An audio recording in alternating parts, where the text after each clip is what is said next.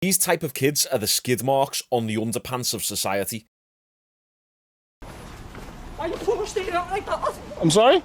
So why you staring up like that? Can you, like, give me some space, brother? High five me quick. I'm not touching. Yeah, you don't think your face was on camera earlier? Oh, scary. Look like that. You're so dumb. Oh, man.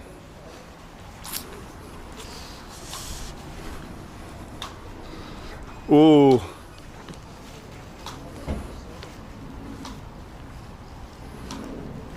I felt compelled to do a video on this because this happened in my town, Liverpool, and it's at the Tesco that I sometimes shop at. First thing I think when I see little kids like this is, you're just a bunch of rats. What are you doing with your life? Absolute scum of society you are. If you're watching this video now, yeah, I'm speaking to you. What are you doing with your life? You're just a little worm thinking you can go around bullying people. You won't try this on with someone who's bigger than you and someone who looks like an actual threat, would you? No, you gang up with your little cronies. You probably have a knife on you, and then you go and pick on someone who's live streaming who looks like they're not going to be much of a threat. If there's one thing I really hate in this world, it's bullies. And the thing is with bullies, it's the age-old saying, they never pick on someone who's bigger than them. Pick on someone your own size. But I wanted to use this video in particular to talk about the direction the society is going. As I walk around my own city, as I see video clips like these, it just makes me think the Western civilization, the UK, America, it's on the downward trend. I go on holiday a couple times a year. One of those places is always Dubai, where it's super safe. It's one of the safest places to go. The crime rate is pretty much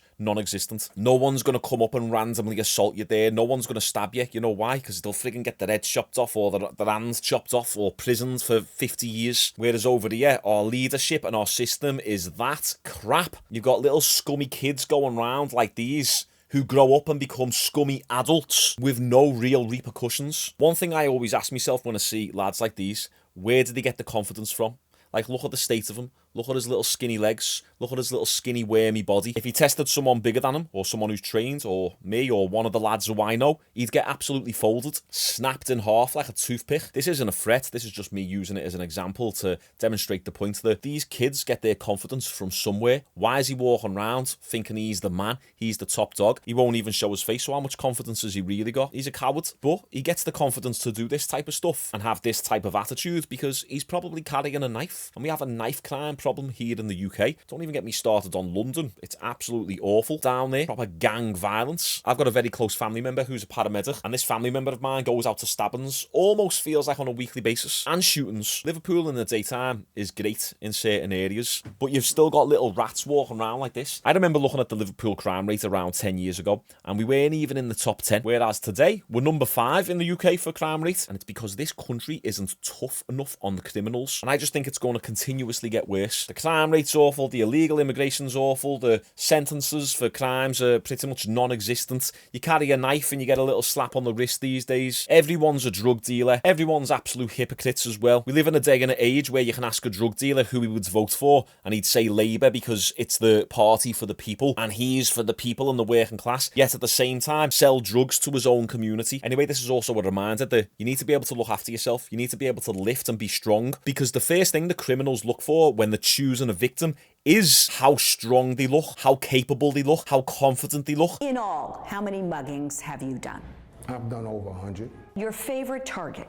Anyone alone. Also attractive, people who look like they won't fight back. 31% checked that box. 23% said they wanted people who looked lost or drunk. Bottom line, as one mugger wrote, someone you think you can overpower.